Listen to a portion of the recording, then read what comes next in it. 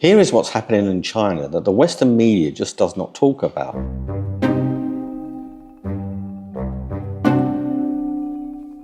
A long-time family friend of ours recently came back from China. She hasn't been for over 8 to 10 years. She was astonished how much China has actually changed. The cities, the trains, the technology, the advancement of China is beyond belief. This is not what the Western media are talking about. But what shocked her actually, more than anything, was the queues outside jewellery shops and gold shops. Very long queues going around the block, snaking around. She asked a couple of people in the queue, what was going on. They're all queuing up to buy physical precious metals, either in jewellery form or in investment bar form or coin form. It's insane. This is your Joe Public. These are your uncles and your aunties. These are not professional investors.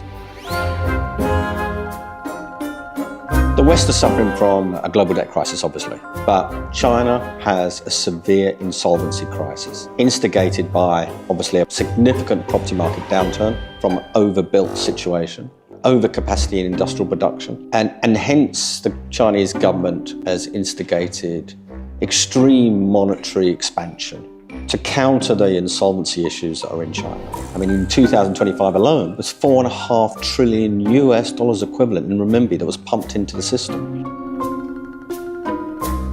So investors, Joe Public, they don't want to touch the equity market, but they can't hold cash because the cash is being actively debased. So they're trying to find avenues of how to protect themselves from a wealth preservation standpoint. So they're piling into precious metals. It's understandable, I get it. The Chinese are asking the question, how do I protect my wealth? This is not a Chinese story, obviously. This is a global story. This is Asia Pacific, this is Middle East, it's particularly Europe, UK, America, Canada.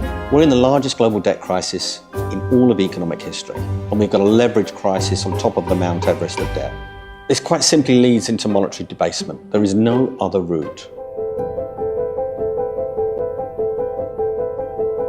Quite a number of metals have been added to sovereign critical metal lists. This is incredibly important because one, obviously recognition of which industrial metals are incredibly important for the future forward planning of industrial production and build out infrastructure. But not only that, in the small print, they can do sovereign asset grabs of these resources as the supply and demand imbalances escalate and as the availability of these particular metals become ever more difficult to find. So holding on to paper assets such as ETFs, that comes with an enormous risk. Sovereign asset grabs are on the agenda. Force majeures are on the agenda. It's a foregone conclusion that we're going to go to a force majeure at some juncture across the ETF space. When is it going to happen?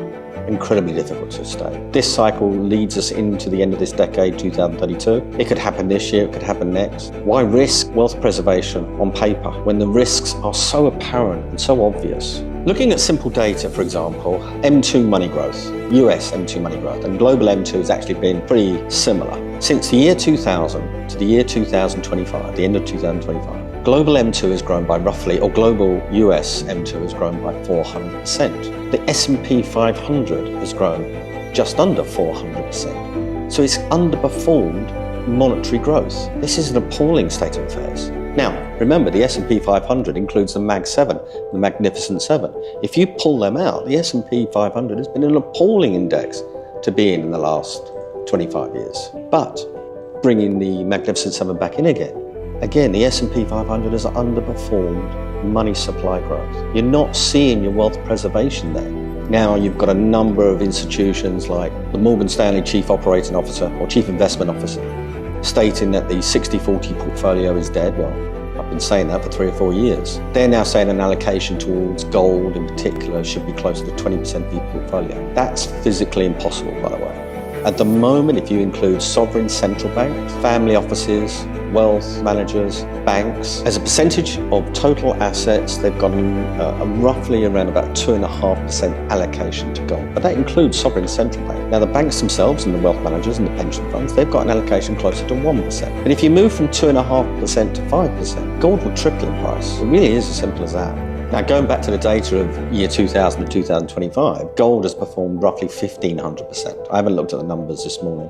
It's roughly 1,500% return, compared to less than 400% for the S&P 500. Silver is roughly 1,400%. Silver and platinum are in a significant global supply-demand deficit. They're in a fractional reserve system. So the leverage of paper to silver, for example, is anywhere between 300 to 400 to 1. If you include the leverage on the paper exchanges, the option contracts, the derivative of balance sheet contract, the ETFs, etc., there is an extreme leverage in the system. So owning physical metals themselves outside of the banking system in your own ownership title, remember these are investment grade precious metals, they're extremely liquid, but holding them in an allocated account, in a bonded vault preferably, and there are very few bonded vaults around the world, is incredibly important as a diversification strategy of your portfolio. Now remember, the construct of the LBMA and the COMEX exchanges are paper, very much paper exchanges.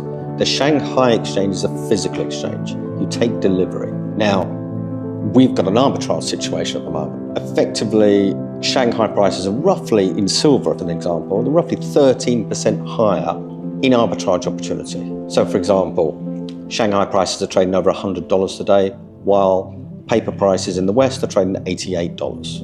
Why is that arbitrage not being closed? In a normal situation, that arbitrage would be rapidly closed by the West sending metal over from $88, sending it over to China and selling it at $100. An enormous amount of money can be made quite quickly. But quite simply, there is not the metal in the West. So the physical world is overtaking us. We're coming out of the paper exchanges and moving towards a physical pricing world now. That's incredibly important.